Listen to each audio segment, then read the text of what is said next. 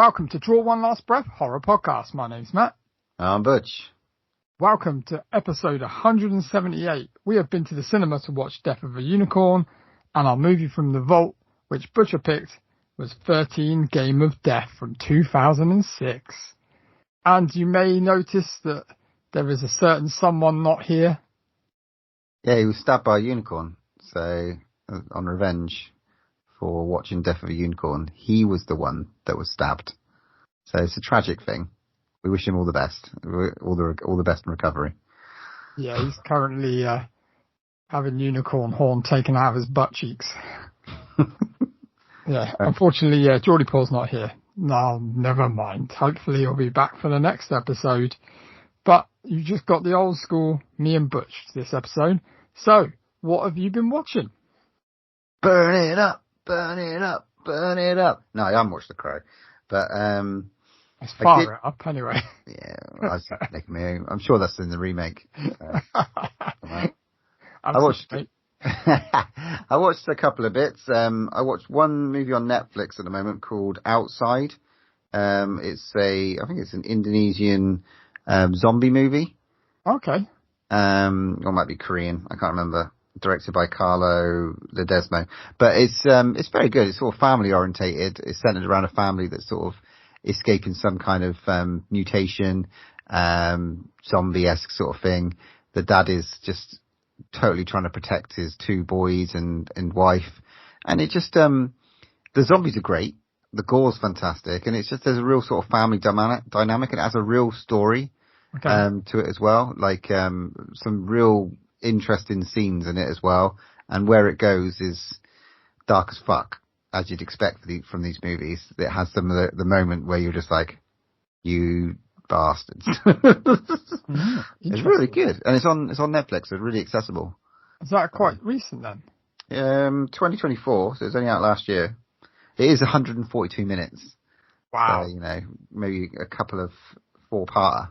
Jeez Louise. And then I went back to 1997 and probably watched one that we could have done on here. I've never seen it before, but I just thought, oh, fucking hell, it was on one of those things that are coming off Amazon for 30 days in 30 days. All right. Called Cube. Don't know if you've seen it. Not The Cube. Not The Cube. It's just called Cube. Okay. And it's not got anyone. There's no one big in it. But it's like these people wake up in a room, and much like The Platform or anything sort of like that, they have to kind of they look to escape this cube. Each room is a cube, and they can go through up, down, left, and right sort of thing, or they don't know which way they're going. And there's I've seen this. There could be like traps in the room. Yeah. And they like find ways to like sort of escape basically. It's one of those sort of, I don't know, escape room sort of thing that came through. But 1997, it was really good for that era. I was really invested in it. I bet you've seen the poster. If I show you. Oh yeah, I've just looked it up. Yeah, I looked on IMDb. I've almost certain I've seen that at some point. Yeah, it was fucking good. It had depth. It really did have depth. It's sort of like, I bet, 1997's Platform thing before. And they just had to figure shit out. But it's got no one big in it. But it was really good. Looked at the cast. It's not like no one really huge, is it? It's strange. Really, really good though. Was it directed by Vincenzo Natali, who I think has done In the Tall Grass. He's on ABC. He did Splice. Oh yeah. Remember that one? He did a storyboard for Ginger Snaps as well. That's probably why you like it. Mate, honestly, it was definitely worth a watch. Cool. I enjoyed that. We could have done that easy for a pod. I'd have quite happily talked about that one. Yeah, well, those two things for me. Nice one. Wow. I got a bit of inspiration off you guys and went and watched that dark match. Yes. The wrestling one. Well, you're into your wrestling at the moment, so fresh off of going to Monday Night Raw. I thought, I'll keep up the theme and go and watch dark match because you obviously have seen it already. Got our friend Stephen Ogg in it, which was quite nice to see. Chris Jericho. It was all right. It was okay, wasn't it? It didn't blow the world apart, but as a small, low budget movie, I thought it was pretty, does what it says on the tin, really. Exactly. Yeah. And then I went and watched on Shudder. Have you seen The Rule of Jenny Penn yet? I've seen the poster. I wasn't. Go on, whet my appetite. It's depressing. Okay. It's a depressing one. But it's got John Lithgow in it and Jeffrey Rush. Okay. And the acting is unbelievable in it. It's really, really good. But it's a real upsetting, like, it's got a running theme through it. But it's ultimately, I think it's about age and stuff like that and getting old. But it's just, I don't want to spoil anything, but there's obviously a very, very kind of weird undertone, and it's essentially set in like a retirement home, but for people that are recovering from kind of like, some mental health, some kind of like recovering from injuries or sicknesses or strokes and stuff like that. Is it quite dialogue heavy? I would say I'd say a bit of dialogue, but not massively. Okay. But it's an interesting watch, but it is depressing. It just makes you think, fuck, I don't want to get old. I'd never want to go into a home like that, and it makes you think, oh fuck.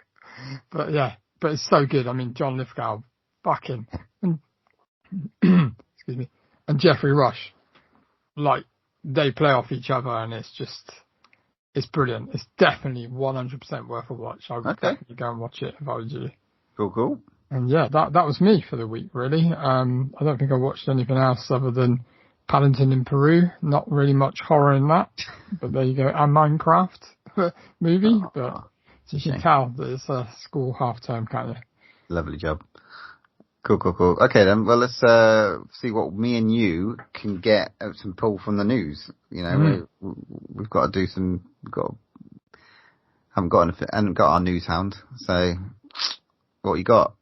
Right. So, have you seen the announcement that the UK is obviously getting a Universal Studios? I mean, that's massive news.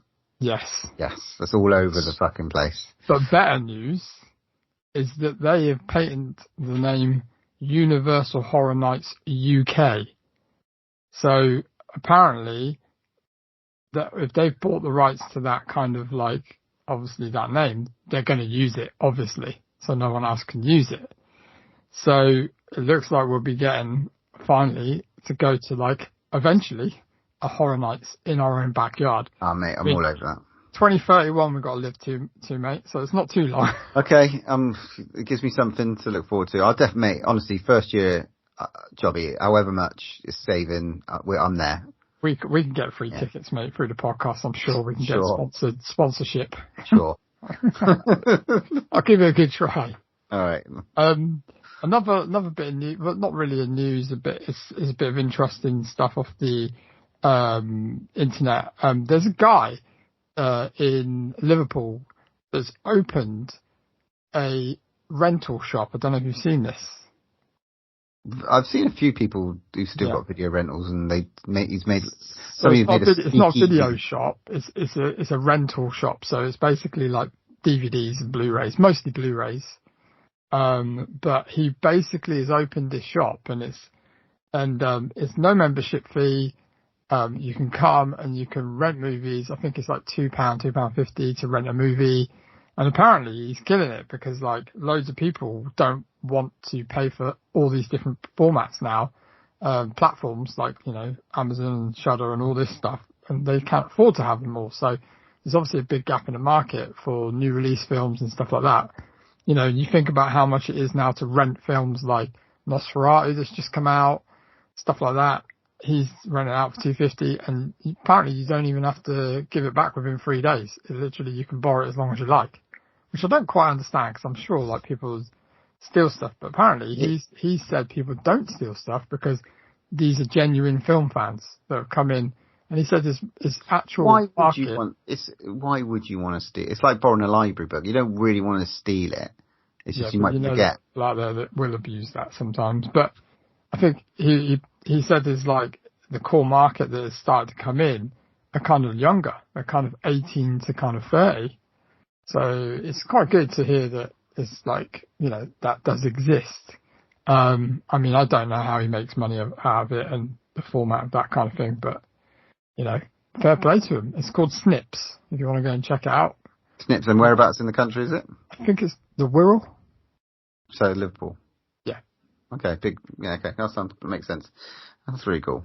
Have you got any news before I don't want to go on and on forever? Well, we talk about the Megan 2.0 trailer if you want. Oh my Christ. That's a bag of dicks, isn't it? Terminator 2. I don't know, what the fuck. I mean, look, no idea. I mean, a grown-up Megan, they made her bigger, stronger, faster. taller, stronger, faster, flying. I don't know what the fuck. But, yeah, I mean, maybe it'll give us what we're missing in the first one. But, I love robots going mental, so why not, eh? Yes. There we go. That's all we need to say about that. Black Mirror is out today. Yes. We are fucking recording on the 10th of April, and it's out today. I haven't watched one episode yet. But more importantly, did you see there's a Bandersnatch 2? Holy shit. So another interactive. I don't know, but all I saw on the internet, it said that Will Poulter and Asim Chowdhury have recorded another Bandersnatch 2. So I would imagine it is selective as well. Apparently it took so long to make because Will Poulter just was crying of laughter the whole time because Asim Chowdhury was just making him laugh the whole time they were doing it. It took him ages. Awesome. Yeah, I can't wait to get into that. I love Black Mirror, and it's been so long. Feels like ages since we've had any Black Mirror. Yeah. So, yeah, I'm going to definitely delve into that. Predator. Yes. So, we know Dan Trachtenberg, we're getting Predator Badlands later on in the year. Sure. What we didn't know is that he's been secretly filming something else. And we're going to get, I don't even know how did Paul not come up with this? Predator, Killer of Killers. We're going to get an animated anthology film series in June. So before we get Badlands later on in the year, we're going to get an animated series, probably similar to what? Love, Death and Robots. Sort of just like almost like the Predator universe. What if maybe? Fuck knows. I mean, Killer of Killers. Killer of Killers. It looks like every idea that we discussed when Prey came out, about, this is fucking great. Yeah, they probably were here during the Samurai period. They've done a fucking Samurai animation. They definitely stole that off of everybody talking about the buzz in it. Because it's bound to be a World War II one as well. Yeah, mate, this works, man, for me. I'm very excited to see this. Oh, yeah. Why not? That's on Disney Plus on the 6th of June, man, so not long to wait for that one. Yeah, bring it on. You got anything else? Have you seen the trailer for the TV show Murderbot? I've seen who's in that? One of the Skarsgårds. One of the Skarsgårds. Yeah. No, I haven't seen. You are gonna freaking love this. I saw the trailer and I was like, this has got Paul Butcher written all over it, right? Murderbot. So basically, it's about an AI robot I think it's set in the future, that manages to change all his settings so he can do really what he likes. Like Companion. But he hasn't told anybody, and he's like going around doing all these, like, he one bit of it is like he's watched all these TV shows whilst he was supposed to be working. It's because he watches them in his helmet and stuff. And then he's renamed himself Murderbot, and basically they kind of find out that he's changed his settings, but it's like a comedy as well. So I think you just need to go and check out the trailer, mate, because it's right in your wheelhouse, because it's just the humour in it. It just looks so good and it looks so funny. So I'll be definitely watching that. And that comes out on Apple TV on May the 16th. So nice. That's very soon. One last bit of news I've got. I don't know if you've heard about Eli Roth's brand new kind of, I don't know what to call it, new venture that he's got going. No. this is really interesting, right? So hold tight because I'm going to explain it. So Eli Roth has announced that he's got a new thing that he's launched, and it's called the Horror Section. Okay. Okay. So primarily, what it is, it's not a GoFundMe and it's not a Kickstarter or anything like that. So he's took the format of kind of like Terrifier and seen how obviously well Terrifier has done. Yeah. Without a studio again behind him. And how much it's made, right? So he understands about, having no studio. So in America, if you don't have a studio behind you, you can bring out R-rated films, right? Okay. So you can make films, whatever you want to make. So he's obviously previously gone to studios and gone, I want to make this film. And they've gone, yeah, that's cool, but you need to cut this out. You need to cut that out. You can't make this, that. You can't have this and you can't have that. He's been playing the Hollywood game. Well, yeah, he's had to, because otherwise his film won't get released. For instance, he was talking about Thanksgiving. Mm-hmm. So Thanksgiving came out. Obviously, a lot of things were taken out of it, probably. And then he wanted to bring out a really beautiful kind of collector's edition of it. They brought it out. They said, yeah, that's cool. And then literally at the same time, they released it on like Netflix. And he was like, hang on, how come you've just released it on Netflix? And they're like, well, it's in the Sony contract that's what happens with it. That's what they have to do with it. And he's like, well, am I going to see any money with this? And they were like, well, yeah, you probably will, but it won't be for about another 3 years. So anyway, so what he set up is the horror section. So this is for horror fans, for anybody out there that wants to part the movie business. So essentially what you do, it starts off with a minimum of $100. So you can put $100 down. No, you can't put any less than $100. And and you're investing in his movie company. So at the moment, apparently he's got like 30 different films he's got that he wants to make. But then what he's going to do is go to other filmmakers that can't get their movies released, that are kind of extreme movies and stuff that, because there is a big market for that Terrifier market. So he's going to make these movies and basically fund these movies as much as he can. Now, if one of these movies hits it off like a Terrifier, so if you get one of these movies that has a main, protagonist that kicks off a bit like Art the Clown, yeah, and makes 45 million at the box office, you will see a cut of that.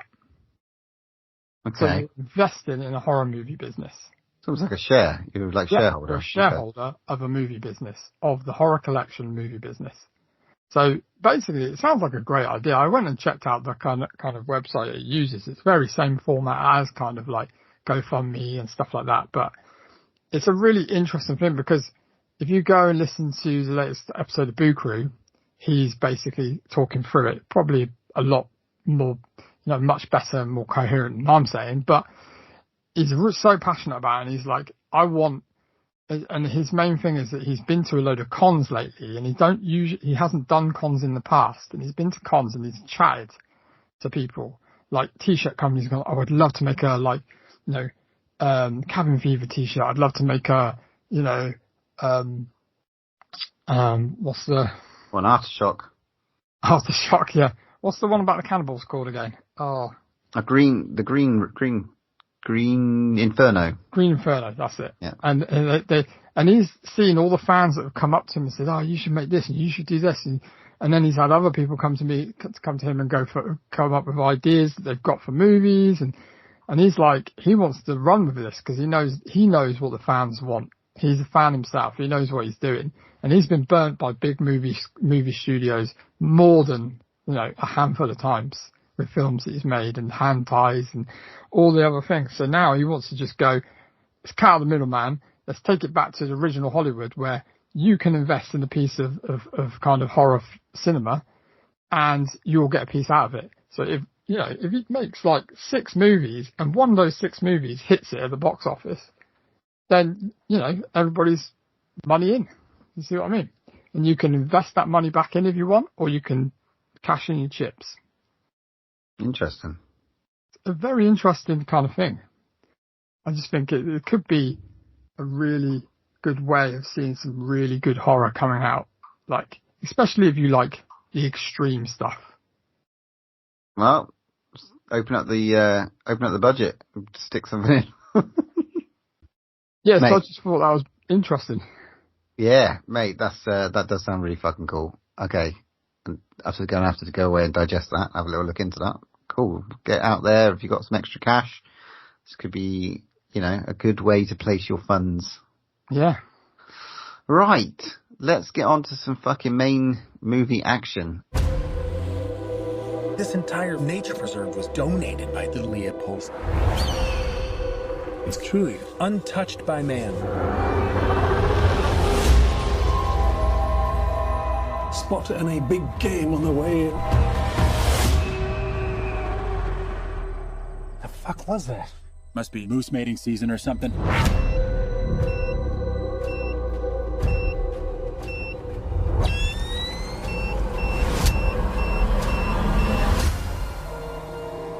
Aren't you the most magnificent thing?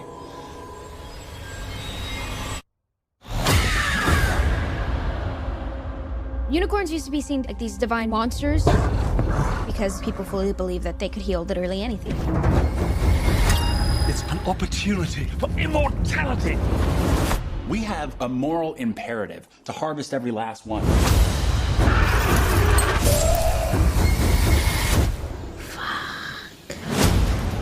They're gonna kill us.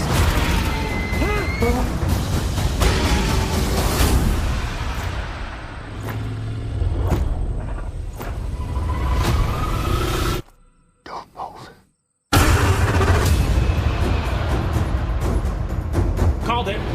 There's no negotiating with monsters. So this episode's main review is Death of a Unicorn.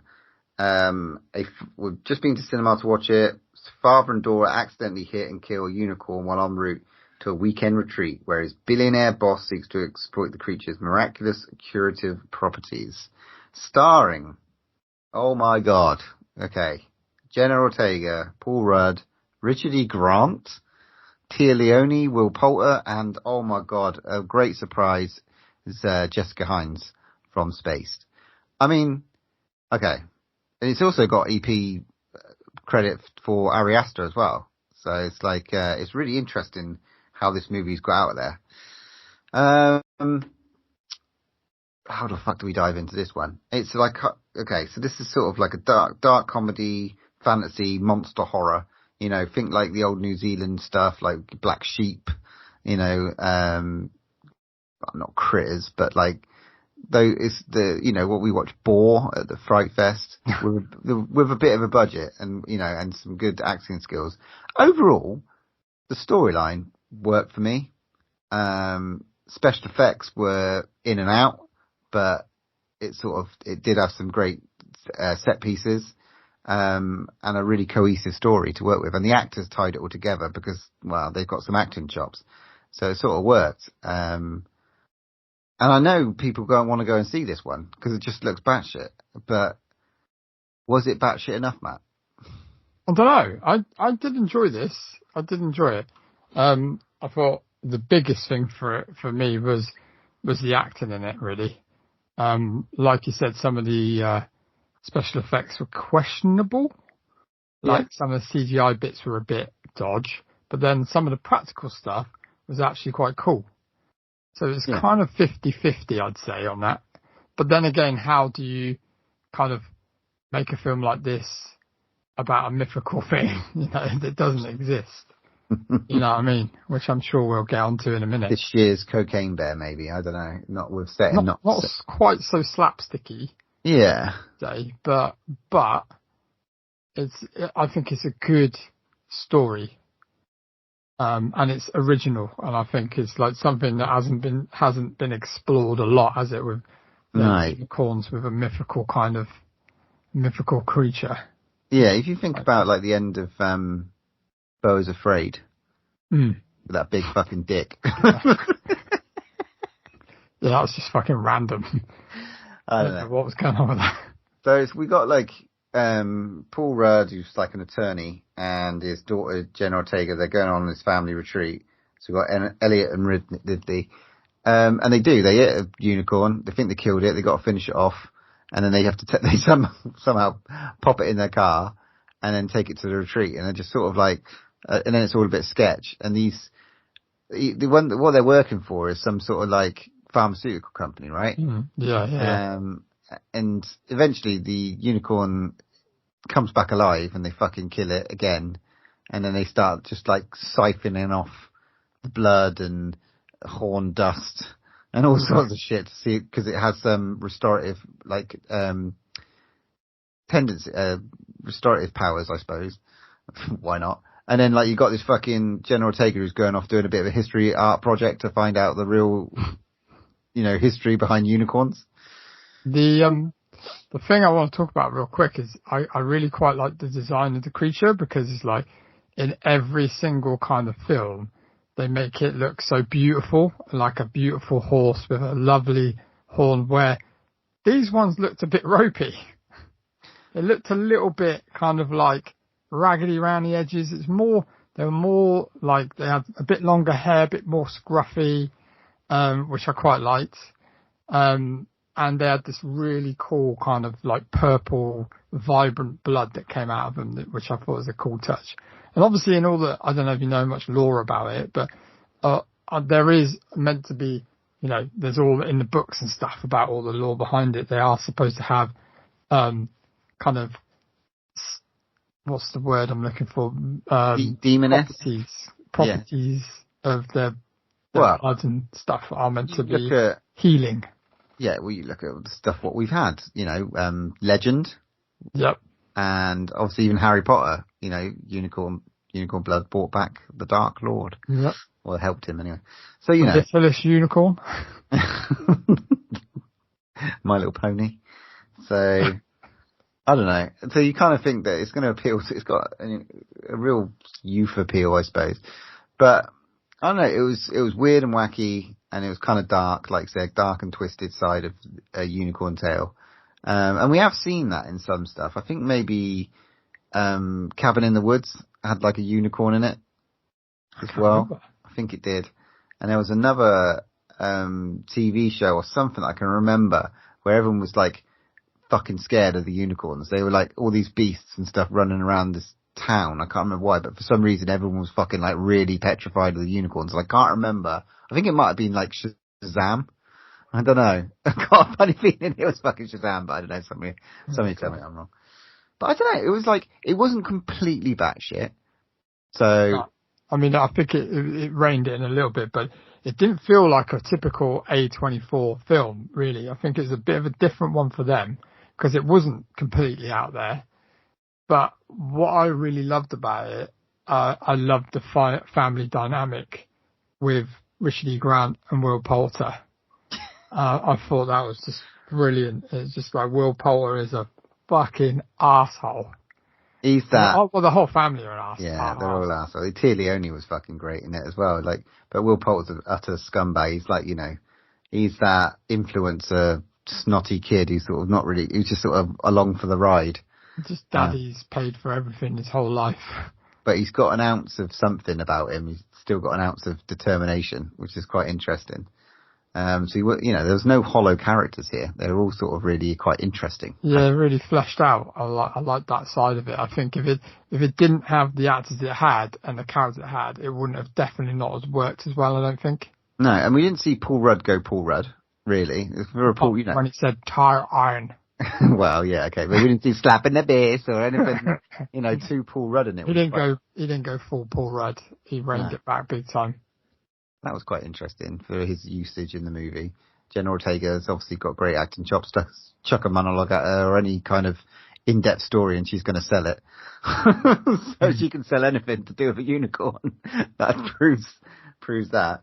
But it had some fucking proper, spoilers, it's a baby that gets fucking run over and we're going to have the parents that are coming down from, where was this set? First I thought they've gone on, is it Canada? Canada, yeah. It's Canada. So, nobody, they've got a big nature reserve that they live out in and no one's ever fucking seen these unicorns that have lived in some cave or whatever. In a cave, yeah. But, fine. But their horns, if you touch the horn and they love you, then you can see the universe collapsing in on itself and they are basically the reason why we're all here, I think. I think. Maybe. They're in charge of death and life and all sorts of stuff. I don't know, really funny, mystical stuff. But when they were like vengeful unicorns, they sort of changed. They were really changed because you sort of see them at the end, right? Compared to how they were during the fucking vengeful unicorn phase. They were kind of different. When they're angry, their eyes glowed a bit, didn't they? And they just look really fucking predator angry. teeth. Yeah, and big teeth. Yeah. The horns were like fucking ridiculous that they were sort of coming down. The deaths and some of the deaths. I mean, MVP for like Tia Leone's death, really. That was probably the best one, I think. And what's the name? Oh, we had a wrestler from Glow. Can't remember her name. She was in one of the scientists was in Glow. Oh yes, I remember. Yeah, that's where I knew her from. Sunita Amani. Yes. I knew she was in something. I was trying to think what it was. She has been in quite a few bits since Glow. But you know, that's where I sort of remember her from. Yeah, that's where I recognise her from as well. Jessica Haynes as head of security. Are we saying head of security? Yeah. Like it's just random because I didn't even recognise her at the start. And then I was like, oh, she's English, and I was like, oh, that's who it is. And I was like, wow, that's pretty cool. Yeah. But she had a good death as well. Just she literally torn apart. She really fucking did. So he didn't. There were some real moments of real darkness and real levels of gore and blood and, you know, inappropriateness, which I fucking really enjoyed. Like, you know, some of the one-liners were great, and there's a level of dark humour throughout it. It didn't fully commit to either way, which was quite weird. It sort of really did have that bow through the middle. It's quite weird. It didn't go, I thought for me, it didn't go completely and utterly wild, but it sort of tiptoed, I would say. Yeah, trotted. But yeah, I mean, but back to the family again, I like the way that they kind of wanted to keep the properties for themselves. So they're like, we're not going to put this to the normal market. We're just going to phone all our really, really well-off friends and say, do you want to have no ailments? How much do you want to give us? And like literally they're not going to like disclose it to anyone else, but just make a shed load of money out of it. Utter scumbags. Yeah, Richie Grant was brilliant, I thought. He was really, really good. I mean, he's great in everything. But yeah, I thought that there was some good little set pieces, some good kills. The character bases were really good. But yeah, I was expecting it to go a little bit different. I don't know. I didn't know what to expect, to be honest. I mean, a film called Death of a Unicorn, you know. I think like with Cocaine Bear, we thought that was going to go over the line a little bit, and it didn't really push enough for my head, but I enjoyed the ride. Although Cocaine Bear did have one of the best kills. Yeah, true. Like, fair to play to it. But this was good. It was good. I enjoyed it. It kept me entertained the whole way through. It did a solid job, I thought. Yeah, I think it's gonna. I mean, cinema wasn't too full, but like, I think it'd do a good chunk of change. I mean, you know? Yeah, I can see it. I can see it doing well if it gets picked up on a streaming service. I think people will go and see it. It's a shame, really. I mean, I don't know about the marketing. I haven't seen a lot of marketing for it. No, but I have spoken to people, so I know like Izzy wanted to go and watch it, and I think it's very accessible for her. But I know like people at work as well who have talked about it and said, "Oh, it looks really fucking different and wacky," and I want to go. So I don't know, maybe because it got Paul Rudd in, don't know, or Jenna Ortega, or maybe it's the subject matter. I don't know. Everyone loves a unicorn. Maybe, it could be. But yeah, worth a watch. I'm glad we watched it. And so he didn't hold back on the blood and gore. Just a bit. Why the CGI unicorns? Yeah, it was a little bit dodgy towards the end, I think. Could they not find a real unicorn? Yeah, Or just got a horse and stuck a... are you not allowed to do that anymore, do you think? Are you, like, Probably not. you're not allowed to stick a horn on a horse anymore? I would imagine it's like they obviously wanted to go down a different looking route. Yeah, I would true. imagine that's why, maybe. Because it was weird because did you see the horn on the male one? It was completely different. It was like, it wasn't even a horn. It was more like a horn with spikes. Yeah, it was basically the Predator. He turned into the Predator. Yeah. There's a real complexity behind this lore and what they are. And yeah, it was quite interesting. You could explore it again. True. Depends how much money it makes, whether it gets a sequel. More Deaths of a Unicorn. Megan 2.0, I'm just saying. Christ. Yeah. Yeah, there we go. But yeah, not too bad. What would you rate this one? I'd say, I think this is a solid, probably 6 or 7 out of 10, I reckon. I agree. I reckon for me it's a 6. But it's like it's not like, it's a 6. It's like, yeah, it's a fucking 6, man. It's alright. It does what it says on the tin, doesn't it? It's just like, it was good fun. It's just wacky. It's a different idea. Well acted. Fair play. I think it would do well if people just get eyes on it. I think that people would like it. I think it needs a couple of clips online to get people's juices running, and I think they'd be running in to see it. Indeed. So yeah, there you go. This episode's main review, Death of a Unicorn. Right, should we get on to our movie from the vault?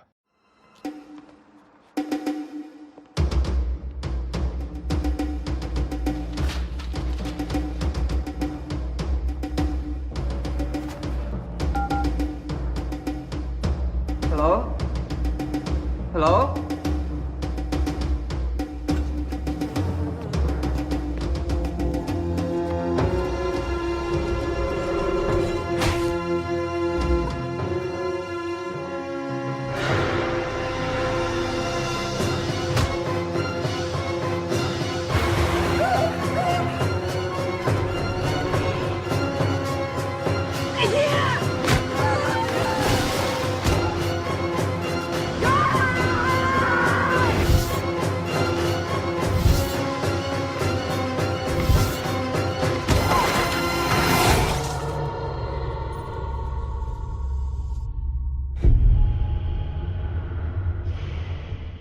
Okay, this episode's Move from the Vault. I picked.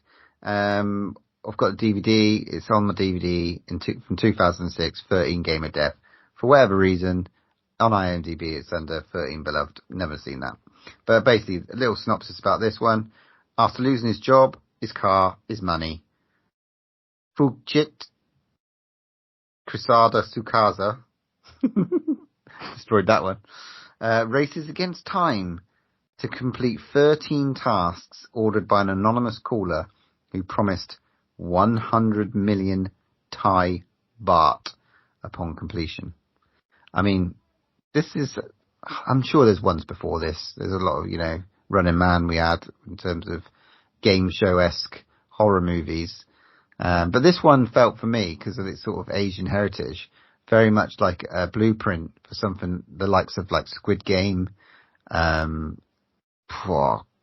all the stuff that they're sort of like smashing out in that sort of Nerve, I think is another one, American one that they sort of did a take on it. Yeah. Yeah. And do you remember the first time you watched this? I did. I think I bought it on, I still got it, the DVD from work, and I just heard little bits and pieces. It's one of those ones where I think sometimes it's a pass around, isn't it? Where you go, have you ever seen, I Saw the Devil? Have you ever seen Martyrs? Have you ever seen 13 Game of Death? I don't think it gets enough kind of like love, because it's a bit of an unknown, because obviously it's a foreign title, shot in Bangkok, right? I believe so. Yeah.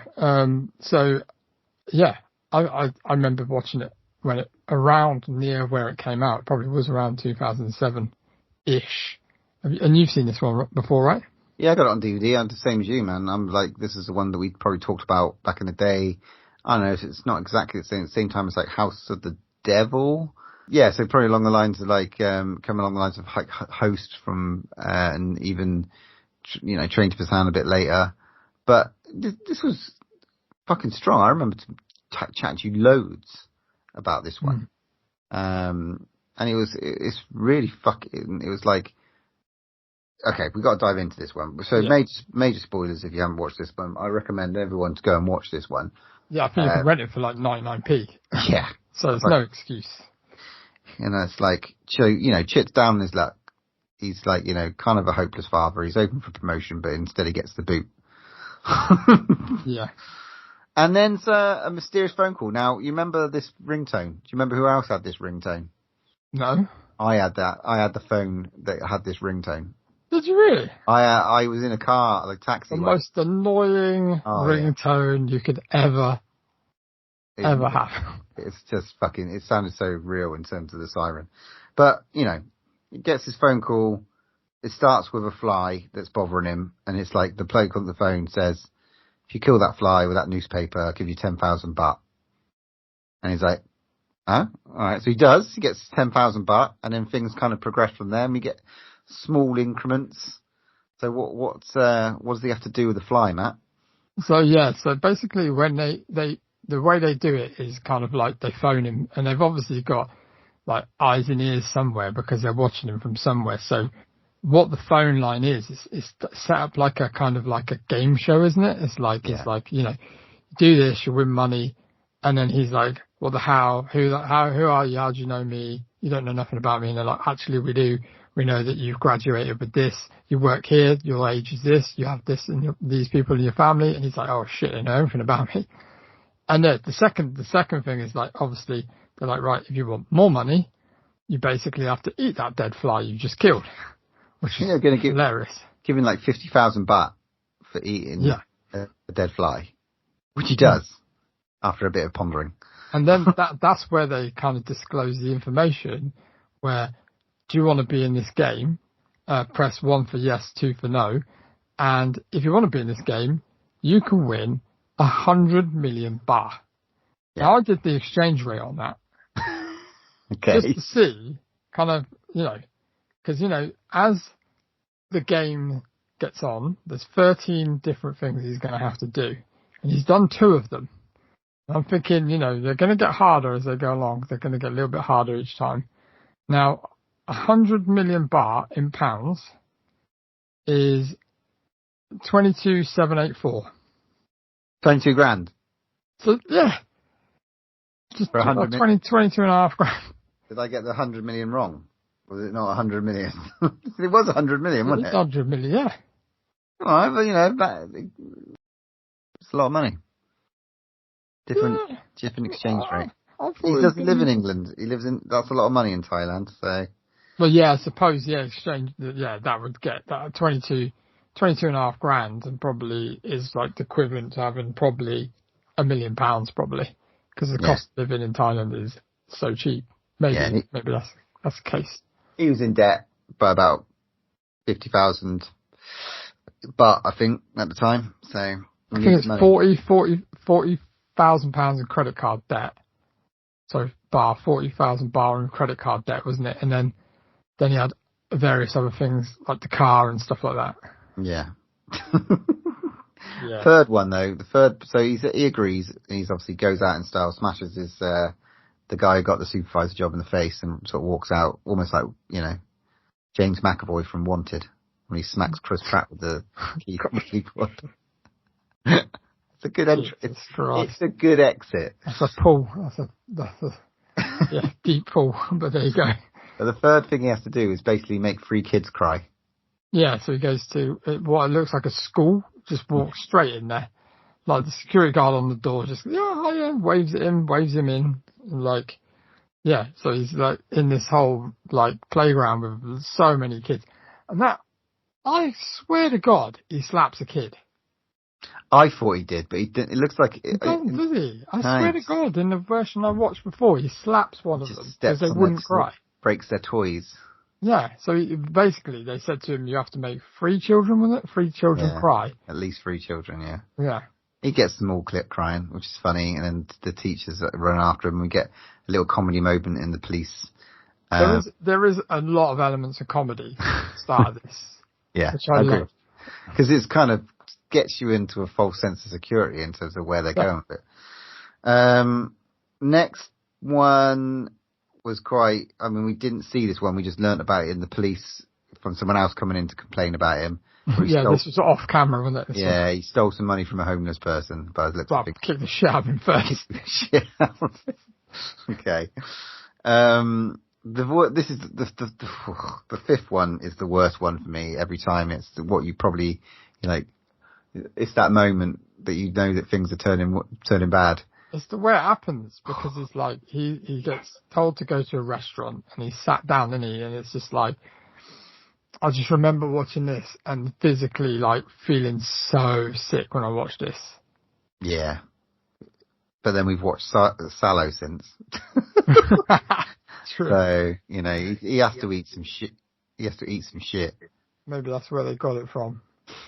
So then he has to eat shit. Basically, yeah. They bring up a platter and they're like, right, you just got to eat this meal, and then you have to eat every bit of it. And it's like the worst looking fucking dog shit, or I don't think it's human. It looks disgusting, and then they put some kind of bit of gravy, and I love the little side salad they put with it as well. But at this point we get a few little flashbacks to his sort of youth, don't we? Yeah. He starts remembering stuff from his so we sort of led to believe, maybe there's the reason for all this shit.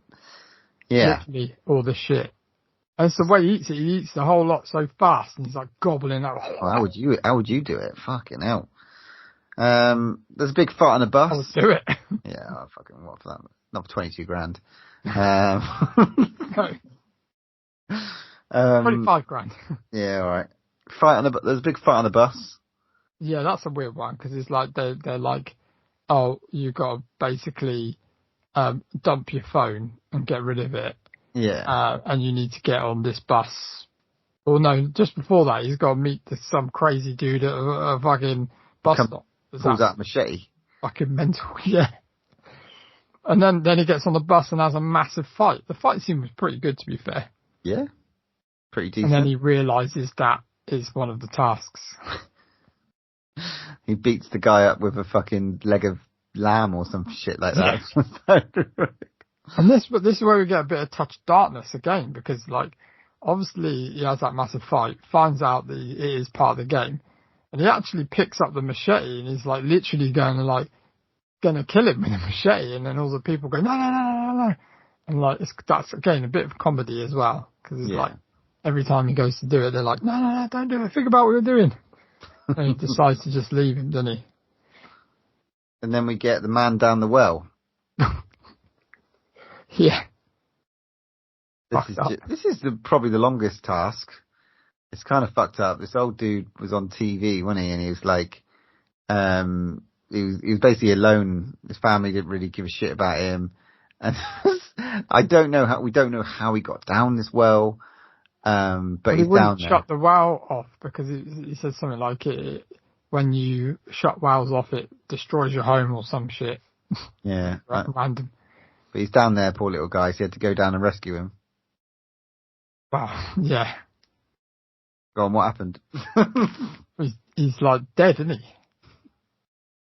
And he has to literally bring him back out and he's all decomposed and fucking literally gross.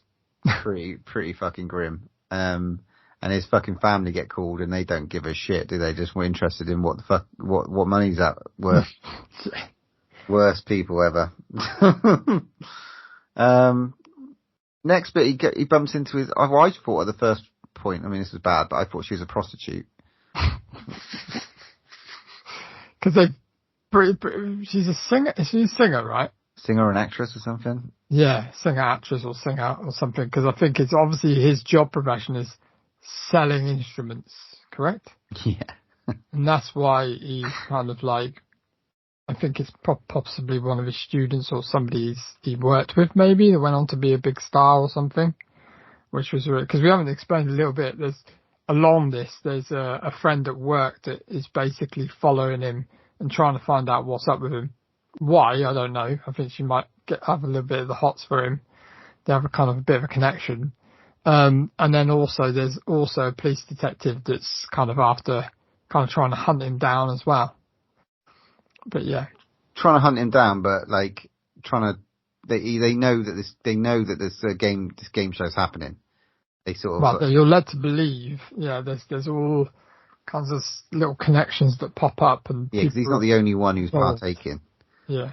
So we're sort of led to believe, but he has to beat up her boyfriend, doesn't he, with a chair, which is fucking quite WWE style. And again, there was some comedy in that, really, for what it was. But the next part is the one that you remember, the decapitation, and it hasn't aged well as well. No, it hasn't aged. I can't remember it being that bad. No. But it was one of the ones that sort of really hit you. That, oh shit. After the Benny Hill run around in the hospital, up and down the stairs, and to just literally find an old woman and take her back to her house, all to get him to basically put a washing line up. Yeah, we're talking like, that was that movie, Ghost Ship. Do you remember that? Start of that? Yeah. It's crazy. Yeah, and then to put the washing line up, and he doesn't realise, does he? He's like literally making it tighter and tighter for her to put a washing up, but doesn't realise it's actually literally the wire goes across the road. Yeah, poor little bikers. And all at the same time, about 50 moped people just decided to. I would imagine it's the woman. I don't know if it's the woman's daughter coming back. I don't know. There was quite a few of them in that crew. He kills the dog. So at this point, we hate him. He had to choose between killing the dog and the woman from his work, and he chose the dog. But obviously that was a setup, because they knew they had their dog. They must have known about all of it. Because, that's a bit weird. Kills her with a samurai sword. Now, there's another off-camera thing. Are we thinking that he's basically ploughed through a field of cows with the samurai sword? Well, I think he kills a cow, because if you look closely, I think the key to the door at the 13 is in the cow. Jesus Christ. Because literally he's walking along and he bites the cow bit, and then he's got the key. Right. So I think the key was inside the cow, I think. And then we get a sort of not old boy moment, not really Serbian film, but we do get the twist, a real big twist. There's some pretty dark shit that's happened. It goes through that sort of phase, and it really does tie. This is where the story's really creative, I think, and really sort of patches in with you. Is that everything that sort of he's doing, which is how the fuck they found all this stuff out. Is sort of related to his upbringing and what things that sort of perhaps done to him or happened to him when he was a kid. That's really kind of level of intelligence, I thought, shown in filmmaking. And we get the showdown between him. It is his dad, right? Correct, yeah. Is his dad been playing the game as well? Yes. Right. So there you go. I got all that right. Good. And he's got to stab his dad. All he's got to do, is basically kill his father, and then he just gets loads of flashbacks of a little bit more storyline of when he was younger. His dad used to beat his mum and treat him like crap. And he's just about to stab him, and then he thinks of like the good times that he had with his dad, because I think clearly his dad's an alcoholic, I think. Yeah. And then there was a couple of good things in it, and it just, I think it's all about being human at the end of it and not being an utter psychopath. Even though he's got that far, he still has that little bit of doubt in himself. Yeah. And he doesn't go through with it. And you're like, what? Yeah, and instead he gets stabbed by his dad. Yeah, so, which is really weird, because his dad obviously wakes up, he's supposed to be in a straitjacket. He literally just wakes up and stabs him. But all in the same time, you kind of find out that kind of like the wizard behind the curtain jobby is a teenage boy. Yeah. Which is obviously a bit of a tech wizard, whatever, but his mate finds him in the back. It's so ahead of its time. Because it's 2006, the internet's not massive. No. Back then. So the sort more, of like more about chat rooms, wasn't it? yeah. So they the do level of, focus on the chat room sites kind of thing a lot. it's really interesting how this sort of it's so far ahead of its time that this movie is actually. And I know they've done like they did something similar with Emma Roberts and All right. what's his face? Oh, Franco. Who's Franco Jr. I can't remember his name. Yes, I know. Yeah. Yeah, you know what I'm talking about. And they were in a film called Nerve.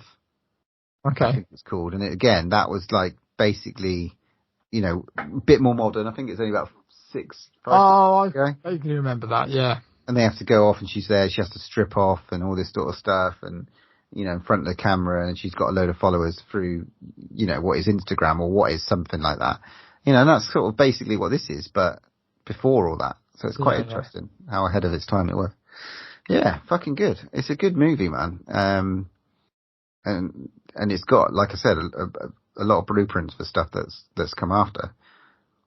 Matt's facts. You got much on this? I'll tell you, there wasn't a whole great deal on this, but I will tell you what I got because, yeah, there wasn't loads. So around 32 minutes in, stunt number 5 involved for shit. No. Involved, let's call him Chit, because people call him Chit anyway, eating a plate of feces in which in reality was actually a mix of Duran, syrup and peanuts. I mean, it looked fucking rancid. It was horrible. The film is all covered in one day, but actually took about 7 months to film. 7 months? Yeah. Jesus. A short film prequel, 12 Begin, in 2006 was made as part of the film's pre-release promotional campaign. It was shown in limited screenings at SF Cinema City Theatres. A sequel called 14 Beyond in 2009 was released in Thailand in 2009.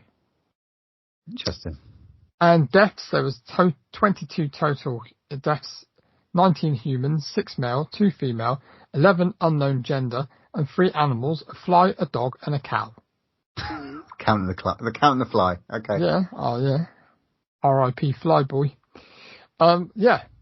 That's all I got on Matt's facts. All right, cool. Yeah.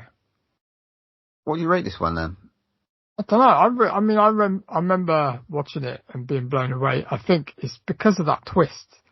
It's like it's a really interesting concept, and it really pushes the boundaries of filmmaking.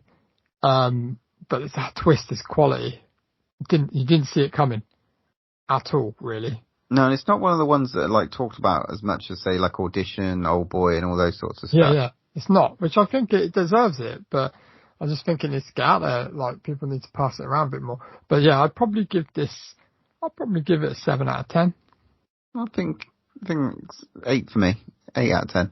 Yeah. I think it's not as ages, right? It's 7, 8. It's fair. A bit of CGI is a little bit, Yeah. dodge. But then the kind of like, it must have taken 7 months to film. It must have taken a lot. The one thing that pisses me off though is that the main character just fucking change your clothes. And then he's a man with glasses, a tie and a shirt. Pretty distinctive as well because it's an off-white kind of shirt with a tie. Like, just change your clothes and they might not have found you as easy. Didn't have time. Maybe, yeah. Possibly, yeah. Fair enough.